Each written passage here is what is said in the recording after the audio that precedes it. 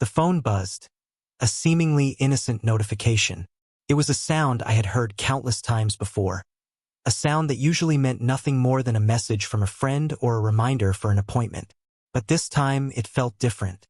This time, it felt like a harbinger of something much darker. It was her phone, face down on the counter. The screen was hidden, but the persistent buzzing was impossible to ignore.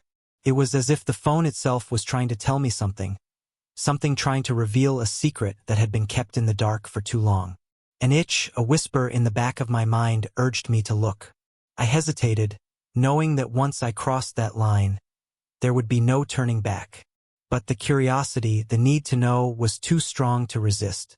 My hand moved almost on its own, reaching for the phone. My heart pounded like a drum in my chest, each thump a metronome counting down to the explosion. I could feel the blood rushing in my ears, the adrenaline coursing through my veins. It was a moment of pure, unadulterated fear, the kind that makes you question everything you thought you knew. Her password was no secret, our anniversary, a cruel irony now. I entered it with trembling fingers, each number a painful reminder of the love we once shared. The screen unlocked, revealing a world I was not prepared to see. Asterisk, I can't wait to see you again. You drive me wild. Asterisk, the words stared back at me, mocking me, taunting me. They were a dagger to my heart, each letter a twist of the blade. I read them over and over, hoping that somehow they would change, that they would make sense. The words seared themselves into my brain. I couldn't escape them, couldn't unsee them.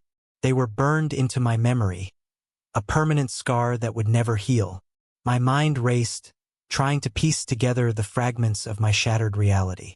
A name I didn't recognize, a name that meant nothing to me but everything to her. Who was this person? What did they have that I didn't? The questions swirled in my mind, each one more painful than the last. My world, our world, crumbled. The foundation of trust we had built our relationship on was gone, replaced by a chasm of betrayal and deceit. I felt like I was falling, spiraling into an abyss with no end in sight. The life we built, the promises whispered, all of it turned to ash in my mouth. The memories of our time together, once so sweet, now tasted bitter. The future we had planned, the dreams we had shared, all of it was gone, reduced to nothing more than a painful reminder of what could have been. Betrayal cut deep, a jagged wound in my soul. It was a pain unlike any other, a pain that would take a lifetime to heal. But in that moment, all I could do was stare at the phone, the words still burning in my mind, and wonder how it had all gone so wrong. He was cocky, arrogant, the kind of arrogance that seeps into every gesture, every word. It was as if he believed the world revolved around him and everyone else was just a minor character in his grand story. He knew. Of course, he knew. He always knew.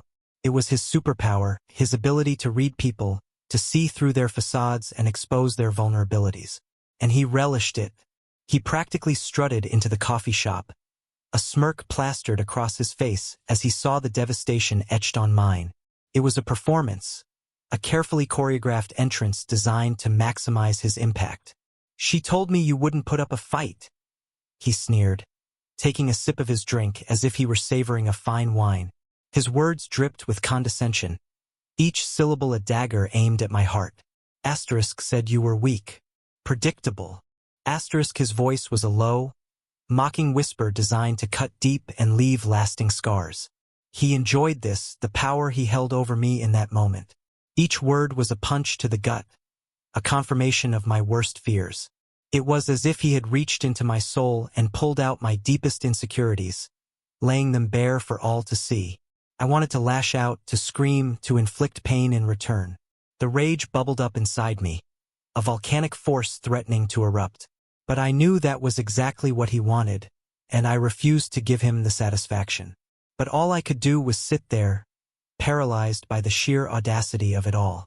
My mind raced, trying to process the situation, to find a way to regain control. But the more I thought, the more trapped I felt. He left then, throwing a dismissive glance back at me, his laughter echoing in the now silent coffee shop. It was a sound that would haunt me, a reminder of my failure and his triumph. But in that moment, A fire ignited within me, a determination to rise above and prove him wrong.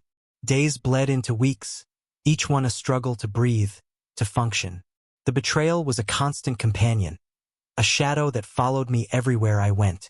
Anger wed with sadness, a toxic cocktail that left me drained and empty. Friends offered platitudes, empty words that did nothing to soothe the ache in my heart. But amidst the wreckage, a flicker of resolve began to burn. I wouldn't let him win. I wouldn't let them win. This wasn't the end of my story. I would rise from the ashes, stronger and more determined than ever before. His arrogance was his weakness, a glaring flaw that he never seemed to notice. He walked through life with an air of invincibility, believing that his charm and wit could get him out of any situation. His need for validation was a gaping hole in his armor. He thrived on attention, basking in the glow of admiration from those around him. Every compliment, every nod of approval was like fuel to his ego. He lived for the applause, the adoration of the crowd. It was his lifeblood, the very thing that kept him going. But in that need I saw an opportunity. That's where I would strike.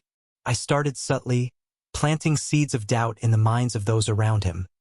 A whisper here, a suggestion there, all designed to make them question his authenticity.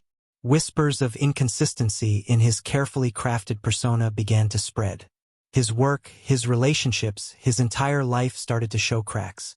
The stress was palpable, and it was only the beginning. His carefully curated online life, once a fortress of his image, became my weapon.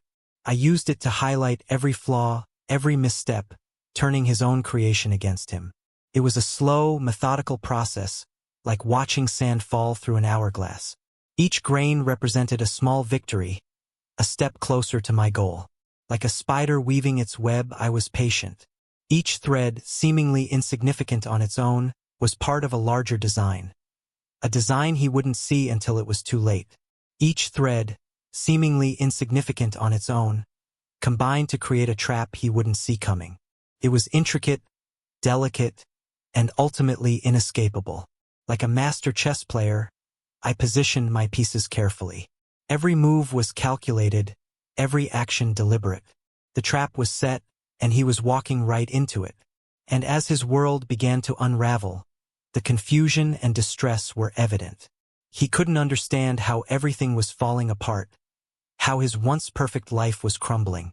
A sense of cold satisfaction settled over me. This wasn't about revenge. Not really.